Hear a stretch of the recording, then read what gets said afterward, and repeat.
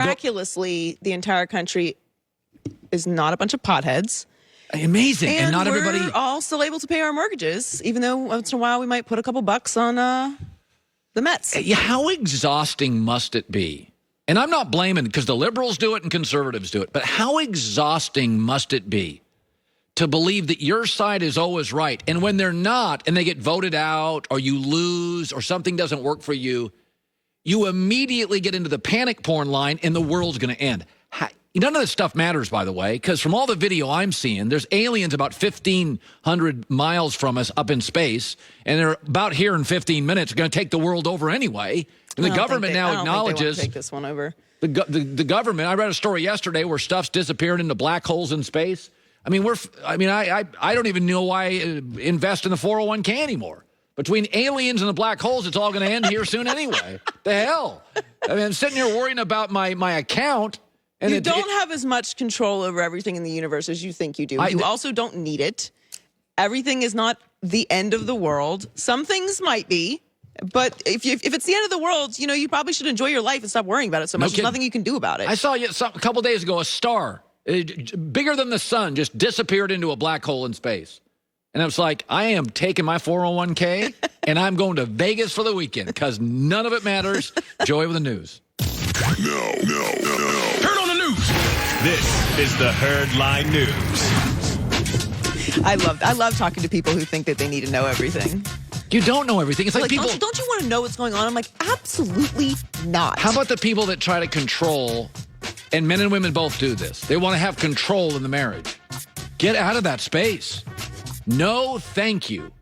You don't need to control everything. You don't need to know everything. There's a reason your parents didn't tell you everything. There's a reason your boss doesn't tell you everything.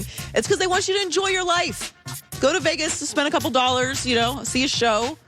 Go have some brunch. Enjoy your life. You're not supposed to know everything. There's a reason why there's top secret files. It's not for everybody to know. Yeah, that's a great point. And I don't want to know everything. Neither do I. I don't want the... I want to go to brunch with my friends and have too many mimosas and Uber home. Yeah.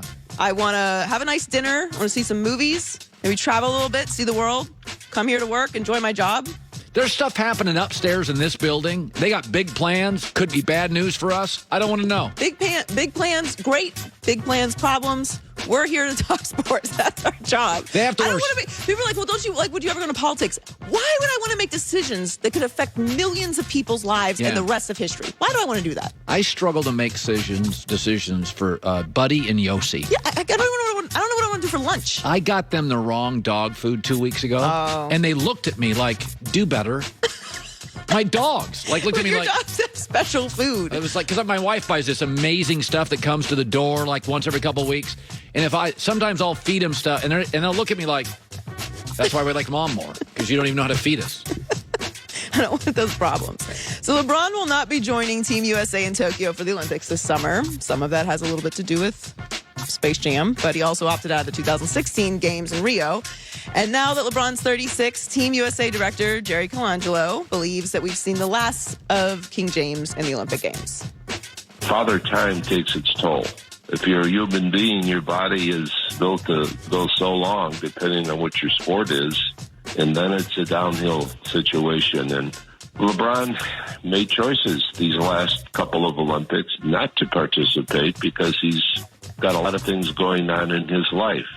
And so he put in his time. He made a contribution that is appreciated, but I think his time is over. LeBron does not need to play in another Olympic Games. No, I think you do it once in your career, maybe twice max, and it's over. That's fine. He's played in 3, yeah, that's enough. He's one of 3 U.S. players to do that. He won bronze in 2004 and gold in 2008 and 2012. He has 68 games with Team USA. He's first in assists, second in games played, 3 in points, 3 in rebounds, and 3 in steals all time for our men's Olympic team. He does not need to contribute to the Olympics anymore. And when you consider how many games LeBron has played, not just in his career, but if you tag on all of the playoff games, like 3 more seasons. He's played 3 extra seasons. Yeah. That's not even including the Olympics. So he's given his contribution to the country when it comes to the Olympic Games, which was very much appreciated. And listen, I'm all in on Space Jam this summer. I can't wait to see it. Yeah. So he's absolutely deserving to hang up the Olympic hat. So Ben Simmons could be on the trading block this summer, especially after the poor performance in the postseason. The Athletic laid out a potential trade of Simmons for Damian Lillard, but an anonymous NBA executive said that would be a very risky move for Portland to make. When discussing Simmons, the exec told David Aldridge, he's still really good, but he's so broken right now, you're going to get killed if you do that. And you're the guy who replaces Dame. I also think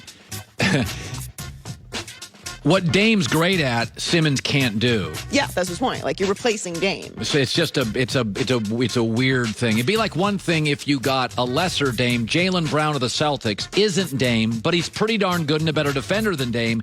And I got 2 draft picks. Like, that's aesthetically. Yes. Blazer fans will be like, well, Jaylen is bigger and stronger, so he's a better defender, and he's a pretty good offensive player, and we got 2 draft picks. So you get good instead of a great player, and you get great hope, draft picks. But if you start going to Ben Simmons where you're like, he can't shoot, period, and you're watching Dame score 38 down the street for the Mavericks, that just doesn't sit well with fans. Well, that's the executive's point is. Everyone's always trying to win trades and all of that. Like, how things look to your fans and how they play out on the court are not necessarily the same thing. Like, it might be a good move to get Ben Simmons if Dame wants out. Like, Ben Simmons is a star, but Ben doesn't do what Dame does. And Ben comes with high-level expectations because it's his name. So you don't want to put Ben in a situation where he's expected to do what Dame did, or he's expected to take them further than what Dame did because Dame is a star and they love him, and then he'd be leaving. Like, you got to manage expectations with things too, which is why that trade that you just mentioned would actually be a better trade for them because the expectations would not be as high. That's right. You've got a little bit of hope. You've got a little space. Ben comes in replacing Dame. It's like, all right, let's go. Like, we should have more now. Yeah. Not that Ben is a better player than Dame, but he is a big name, and those expectations change things. So, speaking of expectations, the Cardinals improved between Cliff Kingsbury's first and second seasons as head coach. They made some big offseason moves, including the signings of J.J. Watt and A.J. Green, so expectations are even higher for season 3, and wide receiver Christian Kirk believes it's do or die for Arizona in 2021. I think, it's now or never for us, and that's the attitude in the locker room. I think we finally feel like we have all the pieces to put it together and really make a push, for the playoffs and for a championship. And I know guys in the locker room aren't expecting anything less than that. We know the opportunity is here, and, we have to rise to the occasion, and we have the right guys and the right leadership to do it. If you question whether that's the best division or not, don't.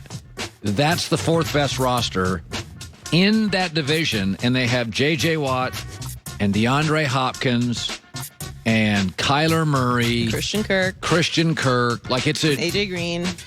Yeah. And Malcolm Butler.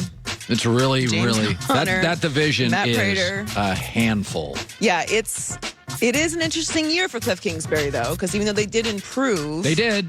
Got to be fair. They improved. 13-18-1 record. They had an 8-8 record last year. He gets no break, though. He has to face Pete Carroll twice, McVay twice, and Shanahan twice. So it's like... You really have to sit down and think about that if you own the Cardinals and he goes 1-5 in division. Okay, so I lost to Pete Carroll and Russell Wilson twice. All right. I lost to Shanahan and Garoppolo twice. Okay, Stafford McVay. He may well be a good coach, but think about what other divisions. If you are Andy Reid, and now you have Brandon Staley, who's 18 years old, Vic Fangio, we're not sure. Gruden was gone for 10 years. That's not a knock on Andy Reid, but I'm saying you have to have context for Cliff Kingsbury. This is the greatest coaching division in the NFL. You have to play all of them twice. They've all got quarterbacks, and there's no days off. No, it is. That's all true. But at what point do you start taking chunks out of that? That's right. Well, they got better last year. Yeah. So right. So they're trending in the right direction. And look, it was an 8-8 record, but there were some very close games there. You win or you lose, right? There's not another column for but they played really well in this game. I'll tell you, we've had something weird happen in the country. A few years ago, all the Boston teams won. And then last year, all the Tampa teams were really good. And remember a couple years ago, the Dodgers teams really won. And now the Phoenix Suns are in the finals. Keep your eye on the Arizona Cardinals. It's weird how it works. There's a synergy where cities have the